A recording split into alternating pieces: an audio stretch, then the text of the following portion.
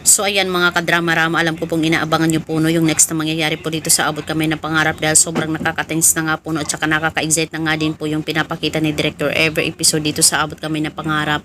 At alam naman po natin mga kadrama na ngayon ay naging sila na nga po talaga official together itong si Lynette at saka si RJ, at malalaman po ito ni Morgana or ito ni Moira yung relasyon talaga nila. At alam naman po natin na hanggang ngayon ay mahal na mahal pa rin talaga ni Moira itong si RJ, at saka itong si Moira ay gagawa na naman ng paraan no, para masira itong si Lynette at saka si RJ. Imbis na nag-iibigan na sila, nagmamahalan, happy na po talaga sila together, andito na naman yung ating kontrabida na si Moira na hanggang ngayon ay talagang andyan pa rin yung mga iniisip niya na hindi mabuting gawain, di ba?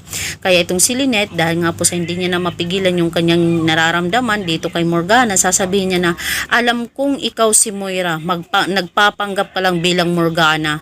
Kasi bakit ganyan ka umasta at mag-react sa relasyon namin ni RJ, ha? Sino ka? Kung ikaw nga si Morgana, bakit ganyan ka umasta? At alam ko sa puso ko at sa isip ko na ikaw si Moira. Hindi mo lang masabi yung katotohanan. 'Di ba? Buhay ka pa rin, Moira. Iba ka kung gumalaw, iba ka talaga. Ganyan ka mag-react, Moira ka talaga, 'di ba? Kaya talagang gagawin ni Lynette, papaimbestigahan niya talaga itong si Morgana kung ano talaga yung background niya nito. Dahil sabi ni Morgana, lumaki daw siya sa farm, hindi niya alam, charot. 'Di ba? Parang ginaya lang.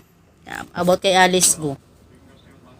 Kaya itong si Lynette ay hindi na talaga papayag na may sisira pa talaga sa kanilang relasyon ni RJ, dahil gagawin niya ang lahat, talagang aalamin niya yung lahat about dito talaga kay Morgana, dahil hanggang ngayon talaga si Moira pa rin talaga yung nakikita ni Lynette. Kung sabihin man ito ni Lynette dito kay Moira, itong si Moira dahil magaling magsinungaling, sasabihin na niya na naman na ako yung kapatid ni Moira, hindi ako si Moira. Iba yun naman eh, dyan naman talaga magaling si Moira eh, sa mga palusot-lusot niya, no? Pero iba na ngayon dahil lalaban na talaga ngayon si Lynette sa kanya.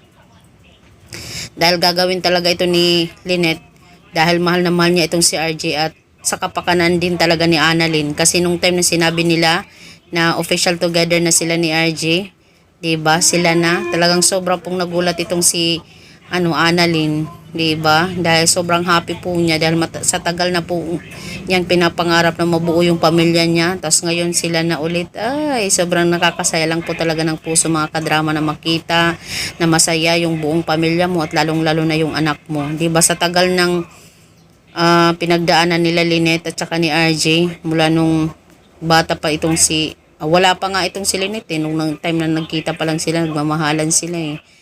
Tapos hanggang ngayon, at least sila na ulit. Salamat din kay Claire sa pagpapaubaya niya at sobrang nakakaintindi na tao, di ba? Dapat yung dapat nating gayahin, di ba? So ayan mga kadrama, abangan na lang po natin yung senaryo ni Lynette at saka ni Morgana. So yun lang po, don't forget to please like, share, and subscribe my channel. Bye! Abangan!